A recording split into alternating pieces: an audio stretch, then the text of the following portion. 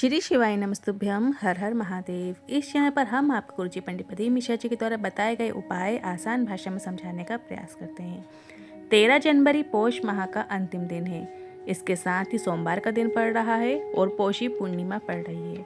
तो इसमें किया जाने वाले गुरुजी के बताए 5 विशेष उपाय लेकर आए हैं, जो कि आप इस पौषी पूर्णिमा या सोमवार में करके अधिक से अधिक लाभ प्राप्त कर सकते हैं। अलावा आज के इस वीडियो में हम आपको पौषी पूर्णिमा की कथा भी बताएंगे, जिसके सुनने मात्र से आपको मनवांछित फल की प्राप्ति होती है। यदि घर में संतान नहीं है तो संतान की प्राप्ति होती है, सुख संपत्ति ऐश्वर्य की प्राप्ति होती है। जो हम आपको उपाय बताने वाले हैं वो पूर्णिमा के भी उपाय हैं और सोमवार के भी उपाय हैं। तो वीडियो को अंत तक जरूर देखिएगा ताकि कोई भी उपयोगी जानकारी आपसे ना छूटे। तो बढ़ते हैं पहले उपाय की ओर। यदि आपको लगे आपके बेटा या बहू या बेटी कोई भी जो नौकरी की तैयारी कर रहे हैं, एग्ज़ाम की तैयारी कर रहे हैं, यदि आपके बच्चे नौकरी का प्रयास कर रहे हैं, सफल नहीं हो पा रहे हैं, किसी भी क्षेत्र में सफलता के लिए आप इस विशेष उपाय को कर सकते हैं। उपाय कैसे करना है ध्यान से समझिएगा। इस उपाय को करने के लिए आपको बेलपत्री के वृक्ष के नीचे जाना है। बेलपत्र के वृक्ष के नीचे जाने से पहले आपको घर से क्या क्या सामग्री लेकर जाना है वो भी समझ लीजिए।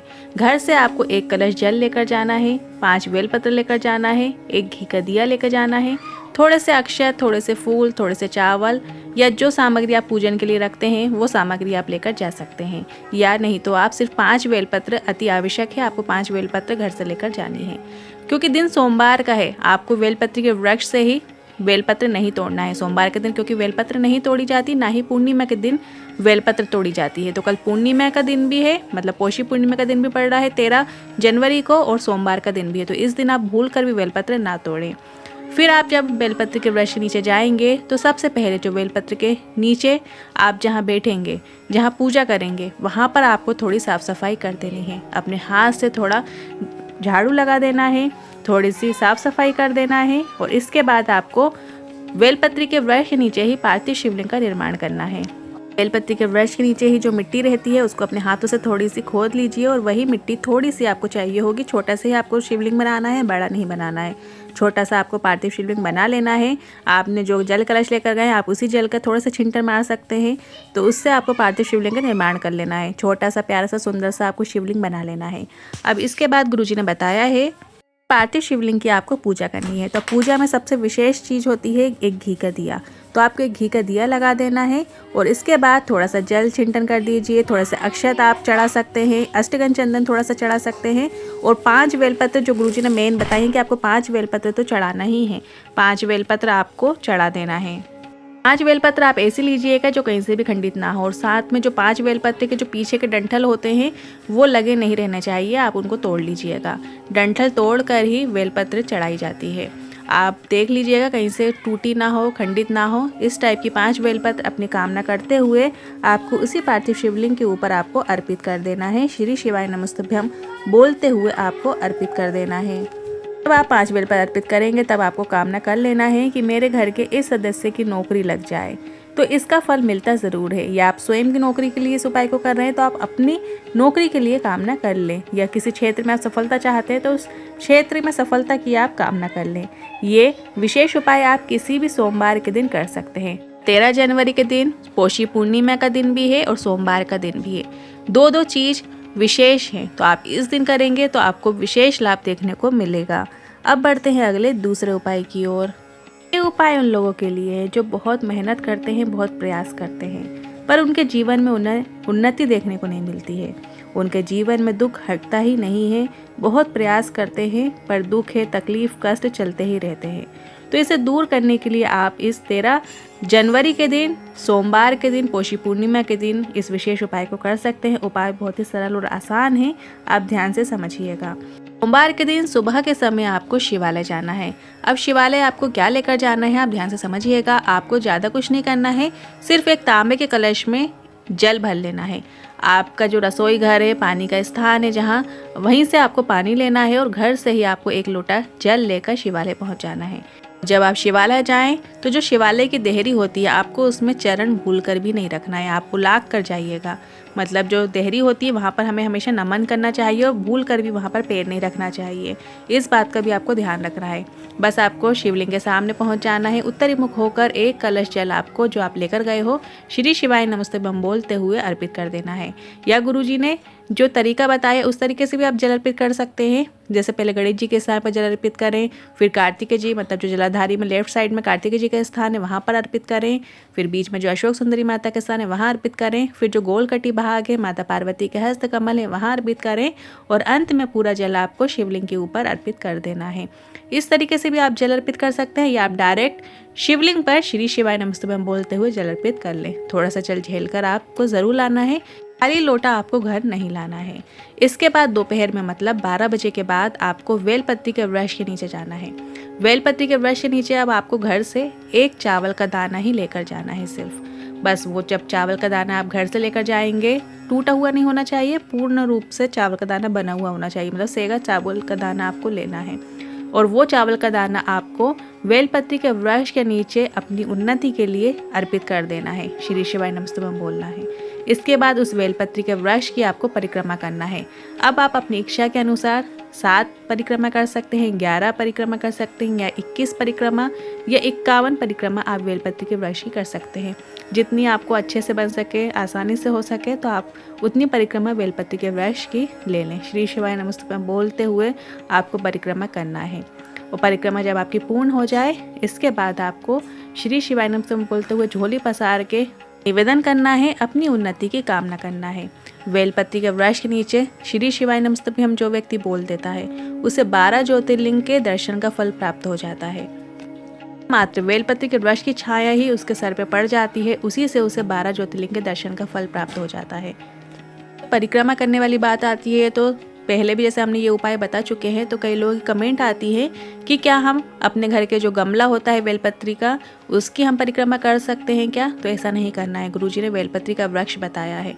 वृक्ष जो होता है जिसकी छाया हम पर पड़ सके, ऐसे वृक्ष के नीचे ही आपको इस उपाय को करना है, कामना करना है। हमारी हाइट से ही ऊंचा होना चाहिए बेलपत्री का वृक्ष, ऐसे वृक्ष की ही आपको पूजा करनी है, परिक्रमा करना है। तीसरा नियम आपको ये धारण करना है कि कल के दिन 13 जनवरी के दिन आपको शाम के समय 2 घी के दिए लेकर जाना है। एक गोल बाती का घी का दिया बना लीजिएगा और एक लंबी बाती का घी का दिया बना लीजिएगा। तो अब आपको उसी बेलपत्री के वृक्ष के नीचे जाना है जहाँ आपने परिक्रमा करे हैं। वहीं आपको एक घी का दिया जो आपने लंबी बाती का बनाया है वहाँ पर प्रज्वलित कर देना है और श्री शिवाय नमस्ते बम बोलते हुए दीपक प्रज्वलित कीजिएगा। और एक दिया जो आपने गोल बाती का बनाया है घी का, वो आपको शिवालय में जहाँ आपने सुबह 1 लोटा जल चढ़ाया था वहीं पर ही आपको वो दिया प्रज्वलित कर देना है। अब वो दिया आप जो मंदिर है, शिवालय है, उसकी चौखट पे भी प्रज्वलित कर सकते हैं या आप शिवालय में शिवलिंग के सामने भी श्री शिवाय नमस्ते बम बोलते हुए वो दीपक प्रज्वलित कर सकते हैं। तरीके से आपको ये उपाय करना है। सुबह दोपहर शाम वाला ये विशेष उपाय है। इस उपाय को करने से आपके जीवन में आपको उन्नति देखने को निश्चित ही मिलती है। आप करके ज़रूर देखिएगा, आपको लाभ ज़रूर देखने को मिलेगा। गुरुजी ने कहा है आप किसी भी दिन इस उपाय को कर सकते हैं, किसी भी दिन आप ये नियम बना सकते हैं, पर 13 जनवरी को पोषी पूर्णिमा का दिन भी पड़ रहा है और सोमवार का दिन भी पड़ रहा है। ऐसा दुर्लभ संयोग बहुत कम देखने को मिलता है कि उसी दिन पूर्णिमा भी है और उसी दिन सोमवार भी है। तो इस उपाय को यदि आप करेंगे, आप ये नियम बनाएंगे तो बहुत ही अधिक आपको लाभ देखने को मिलेगा। तो ये उपाय आप अवश्य कीजिएगा। अब बढ़ते हैं अगले तीसरे उपाय की ओर। गुरुजी का बताया पूर्णिमा के दिन किया जाने वाला ये विशेष उपाय लेकर आए हैं। काया में आपकी कितनी ही बड़ी परेशानी क्यों ना हो, मतलब त्वचा से संबंधित कोई रोग हो गया हो, तो आपको ये उपाय करना है। दांत खाज खुजली जैसे रोग हो गए हो या चमड़ी काली पड़ गई हो या चेहरे में कील मुहासे भी हो रहे हो, इस टाइप से त्वचा से संबंधित कोई भी रोग यदि आपके शरीर में है तो आपको ये उपाय करना है। अब ये हम पूर्णिमा का उपाय बता रहे हैं। तो पूर्णिमा के दिन आपको शाम के समय, रात्रि के समय इस उपाय को करना होता है जब चंद्रमा आ जाता है। तो ऐसे में आपको ये उपाय शाम के समय करना होता है। इस उपाय को करने के लिए आपको एक बेलपत्र लेना है, एक दूर्वा और एक चावल के दाने की आवश्यकता होती है। अब ध्यान से समझिएगा, शिवलिंग में जहाँ जलाधारी होती है, जहाँ से जल नीचे की ओर गिरता है, जहाँ पे हम स्पर्श करते हैं, बस वहीं पर आपको एक बेलपत्र, एक दूर्वा और चावल का दाने को स्पर्श कराना है। अब बेलपत्र जब आप स्पर्श कराएंगे, जलाधारी का जो अंतिम छोर होता है वहाँ पर जब आप बेलपत्र दूर्वा स्पर्श कराएंगे तो जो बेलपत्र होती है वो आपको खड़ी रखना है। खड़ी से मतलब सीधी रखना है। जो डंडी होगी वो नीचे की ओर होनी चाहिए, पत्ती का मुख ऊपर की ओर होना चाहिए और आपका हाथ भी सीधा होना चाहिए। इस तरीके से आपको बेलपत्र, दूर्वा और एक चावल का दाने को स्पर्श करा लेना है। अब आपको चावल का दाना तो जब आप स्पर्श कराएंगे तो नीचे गिर जाएगा और बेलपत्र और जो दूर्वा है वो आपको वहाँ से प्राप्त कर लेना है। पर फिर अच्छे से समझ लीजिए, जो अंतिम छोर होता है, जो बेलपत्र का हरा वाला भाग होता है वो जलाधारी के अंतिम छोर में स्पर्श होना चाहिए। और जो दूर्वा आपने रखी है, दूर्वा का जो खिला हुआ भाग रहता है, जो नोकें निकली होती हैं, ऊपरी भाग जो होता है वो आपको ऊपर की ओर ही रखना है। ऐसा मतलब आड़ा टेढ़ा नहीं रखना, ऊपर की ओर रखना है। और जो उसका डंठल होता है वो नीचे की ओर होना चाहिए। इस तरीके से आपको दूर्वा रखनी है। और चावल का दाना तो स्पर्श कराएंगे तो नीचे गिर जाएगा। इसके बाद आपको स्पर्श कराते हुए सोमेश्वर महादेव का नाम स्मरण करना है। सोमेश्वर महादेव का नाम स्मरण करते हुए अपने रोग का स्मरण करना है कि हे बाबा, मुझे ये रोग हो गया है, मुझे चमड़ी में ऐसा ये रोग कई दिनों से सता रहा है, आप इसे दूर करें। इस तरीके से मनी मन प्रार्थना करना है और श्री शिवाय नमस्तुभ्यं बोलते हुए, सोमेश्वर महादेव का नाम बोलते हुए आपको जो बेलपत्री और दूर्वा है वो वहाँ से प्राप्त कर लेना है। औषधि रूप में आपको प्राप्त कर लेना है। बेलपत्र और दूर्वा औषधि रूप में प्राप्त करने के बाद भोलेनाथ की शिवलिंग पर आपको एक कलश जल अर्पित कर देना है। इसके बाद जब आप घर आ जाएंगे तो दूर्वा को उसी दिन रात्रि को आपको चबा चबा कर खा लेना है। सोमेश्वर महादेव का स्मरण करते हुए, श्री शिवाय नमस्तुभ्यं बोलते हुए जो दूर्वा आपने स्पर्श कराकर औषधि रूप में प्राप्त की उसे आपको रात्रि में ही चबा चबा कर खा लेना है। और जो बेलपत्र है उसे आपको रख लेना है। और अगले दिन सुबह जब आप उठेंगे नहाने के बाद आप उस बेलपत्री को खा लीजिए। बेलपत्री के आचमन का भी एक तरीका होता है। बेलपत्र आपको सीधी आपको आचमन नहीं करनी होती है। बेलपत्र का आचमन का तरीका भी गुरुजी ने बताया है। सबसे पहले आपको लेफ्ट साइड वाली पत्ती को तोड़कर खाना है, फिर राइट साइड वाली पत्ती को तोड़कर खाना है और अंत में जो बीच वाली पत्ती बची होती है उसे हमें खाना होती है। इस तरीके से आपको बेलपत्र चबा चबा कर खा लेना है। इस उपाय को करने से आपके जो काया से संबंधित रोग है वो आपके दूर होता ही है, आपको लाभ ज़रूर मिलता है। गुरुजी ने कहा है लाभ अवश्य मिलेगा। और आप कमेंट के जरिए भी हमको ज़रूर बताइएगा कि आपको लाभ हुआ या नहीं हुआ। अब बढ़ते हैं अगले चौथे उपाय की ओर। पूर्णिमा के दिन किया जाने वाला एक और विशेष उपाय गुरुजी का बताया गया है जिसे लक्ष्मी प्राप्ति के लिए आप कर सकते हैं। या आपके ऊपर कर्जा अधिक मात्रा में हो गया है, घर में धन की आवक नहीं हो रही है, तो आप पूर्णिमा के दिन इस विशेष उपाय को जरूर कर सकते हैं। पूर्णिमा के दिन आपको शंकर भगवान को एक लोटा जल और एक पुष्प रखकर अर्पित कर रहे हैं। मतलब सबसे पहले आपको एक सफ़ेद पुष्प शाम के समय आपको इस उपाय को करना है। पूर्णिमा के जो उपाय हैं वो शाम के समय भी कर सकते हैं, वैसे सुबह के समय भी कर सकते हैं। तो आपको ये जो एक सफ़ेद पुष्प लेना है और एक सफ़ेद पुष्प आपको सबसे पहले शिवलिंग पर श्री शिवाय नमस्तुभ्यं बोलते हुए अर्पित कर देना है। और इसके बाद आपको एक कलश जल अपनी कामना करते हुए श्री शिवाय नमस्तुभ्यं बोलते हुए शिवलिंग के ऊपर अर्पित कर देना है। घर में धन संपदा वृद्धि के लिए, कर्जा मुक्ति के लिए एक सफ़ेद पुष्प अर्पित करके एक कलश जल शिवलिंग पर अर्पित किया जाता है। इससे घर में धन की आवक होने लगती है। और ये जो हम इस तरीके से जो अर्पित करते हैं, एक पुष्प रख के एक कलश जल हम अर्पित करते हैं तो पूर्ण लक्ष्मी का वास होता है। इस तरीके से जो हमारे घर में धन संपदा आती है, लक्ष्मी जी की कृपा होती है, वो पूर्ण रूप से होती है, स्थायी रूप से होती है। मतलब ऐसा नहीं है कि थोड़े समय के लिए लक्ष्मी आई फिर चली गई। अगर इस तरीके से हम उपाय करते हैं, एक पुष्प रखकर एक कलश जल अर्पित करते हैं तो पूर्ण लक्ष्मी का वास होता है, पूर्ण लक्ष्मी हमारे घर में आती हैं। तो इस उपाय को आप 13 जनवरी पूर्णिमा के दिन करके अधिक से अधिक लाभ प्राप्त कर सकते हैं। बढ़ते हैं अगले 5वें उपाय की ओर। गुरुजी का बताया बहुत ही विशेष उपाय है जिससे आप सोमवार के दिन करके अधिक से अधिक लाभ प्राप्त कर सकते हैं। गुरुजी ने अक्षत चढ़ाने का महत्व बताया है। चावल को किस तरीके से चढ़ाएं और कहाँ किस स्थान पर शिवलिंग पर चावल चढ़ाने से हमें क्या क्या प्राप्त हो सकता है, आप ध्यान से समझिएगा। गुरुजी ने बताया है जब हम शिवलिंग पर चावल चढ़ाते हैं तो उन्नति तो होती ही है, पर शिवलिंग में जहाँ कार्तिक जी का स्थान है, गणेश जी का स्थान है, अशोक सुंदरी माता का स्थान है, गोल कटी भाग है और शिवलिंग है, इन पे जब हम अलग अलग तरीके से चावल अर्पित करते हैं तो उसका लाभ भी हर जगह का अलग देखने को मिलता है। जैसे जब आप गणेश जी के स्थान पर चावल अर्पित करते हैं, मतलब गणेश जी का स्थान उत्तरी मुख होकर जब आप खड़े होंगे शिवलिंग के साइड में तो राइट हैंड साइड में गणेश जी का स्थान होता है। जलाधारी में राइट हैंड साइड में गणेश जी का स्थान होता है। आप एक चावल का दाना, आखा चावल का दाना गणेश जी के स्थान पर अर्पित करते हैं तो आपके घर में मंगल कार्य होते हैं। आपके घर में शुभ कार्य देखने को मिलते हैं। इसी तरीके से गणेश जी के स्थान के बाद जो कार्तिकेय जी का स्थान जलाधारी में बना गया है, लेफ्ट साइड में कार्तिकेय जी का स्थान होता है। जब आप कार्तिकेय जी के स्थान पर एक अक्षत एक चावल का दाना अर्पित करते हैं, इसमें बच्चों की उन्नति देखने को मिलती है। आपके बच्चे सही मार्ग पर चलेंगे, सुख समृद्धि में रहेंगे, उनके करियर में उन्हें सफलता प्राप्त होती है। तरीके से संतान सुख के लिए माता अशोक सुंदरी के स्थान पर एक चावल का दाना अर्पित किया जाता है। आप जलाधारी में जो बीच में मोटी लाइन होती है, वहां पर चावल का दाना संतान प्राप्ति के लिए अर्पित किया जाता है। और इसके बाद जो गोल कटी भाग होता है, माता पार्वती के जो हस्त कमल है, जहाँ पर शिवलिंग विराजमान होती है, बस यदि आप माता पार्वती के हस्त कमलों में एक चावल का दाना अर्पित करते हैं तो ये नारी का अखंड सौभाग्य प्रदान करती है। हम शिवलिंग के ऊपर चावल का दाना अर्पित करते हैं तो उन्नति के लिए चावल का दाना शिवलिंग के ऊपर अर्पित किया जाता है। बस ध्यान रखना है, आपको साबुत चावल का दाना ही अर्पित करना है। तो हमने आपको सोमवार के दिन और पूर्णिमा के दिन किए जाने वाले विशेष उपाय बताए हैं। पूर्णिमा की व्रत कथा भी सुन लेते हैं, जिसे सुनने मात्र से मनवांछित फल की प्राप्ति होती है। बोलिए शंकर भगवान की जय, कन्हैया लाल की जय।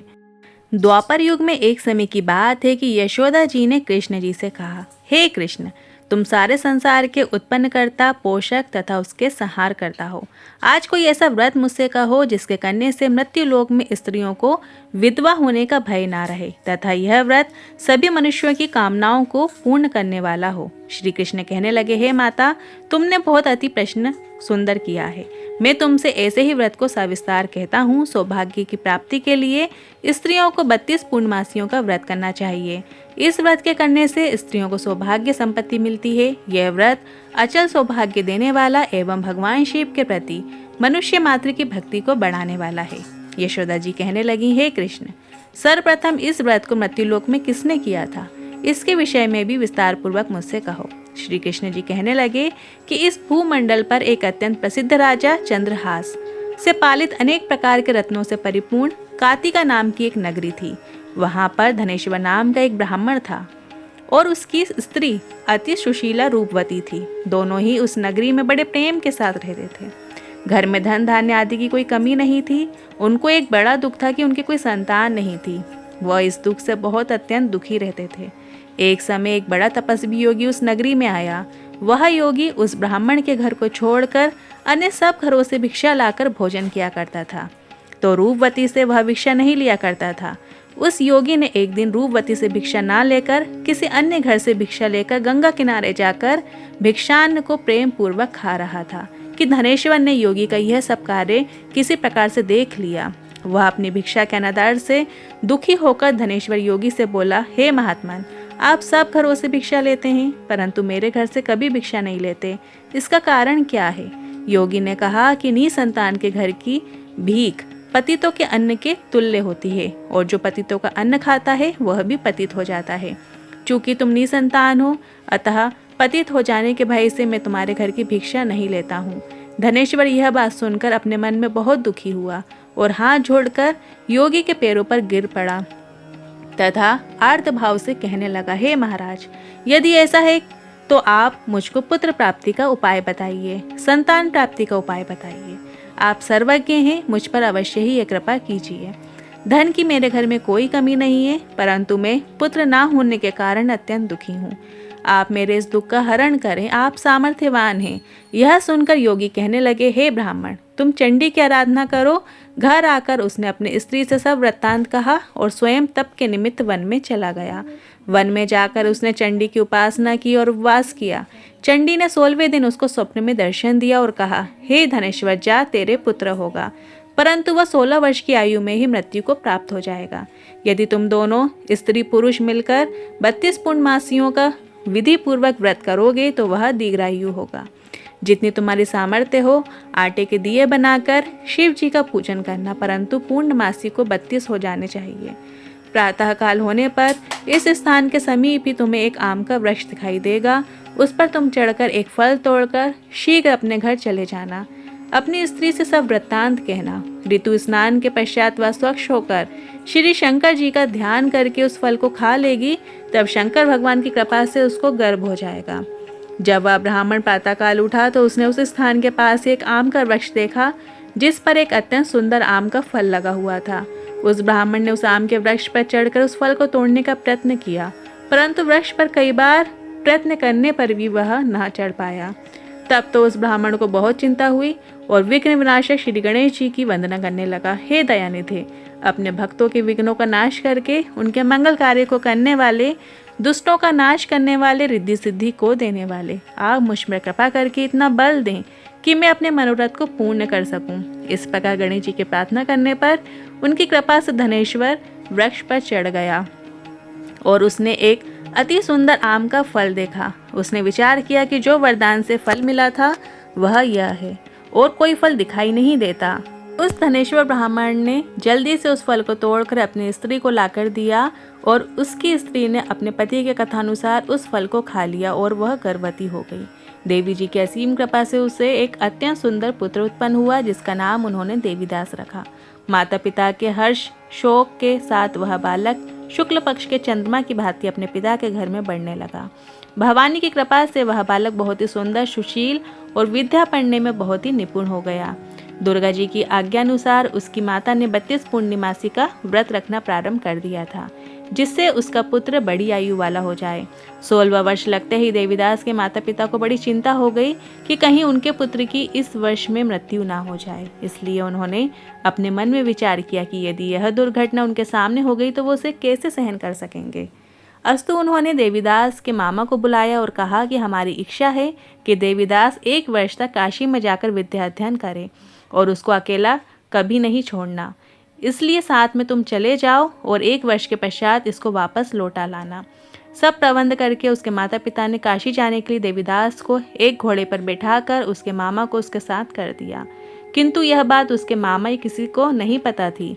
गणेश्वर ने सपत्नीक अपने पुत्र की मंगल कामना तथा दीर्घ आयु के लिए भगवती दुर्गा की आराधना और पूर्णमासियों का व्रत करना आरंभ कर दिया।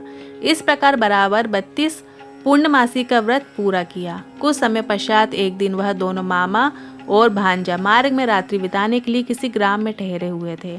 उस दिन उस गांव में एक ब्राह्मण की अत्यंत सुंदरी, सुशीला, विदुषी और गुणवती कन्या का विवाह होने वाला था, जिस धर्मशाला के अंदर वर और उसकी बारात ठहरी हुई थी।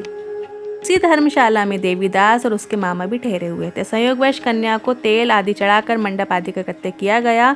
लग्न के समय वर को धनुर्वात हो गया। वर के पिता ने अपने कुटुंबियों से परामर्श करके निश्चय किया कि ये देवीदास मेरे पुत्र जैसा ही सुंदर है।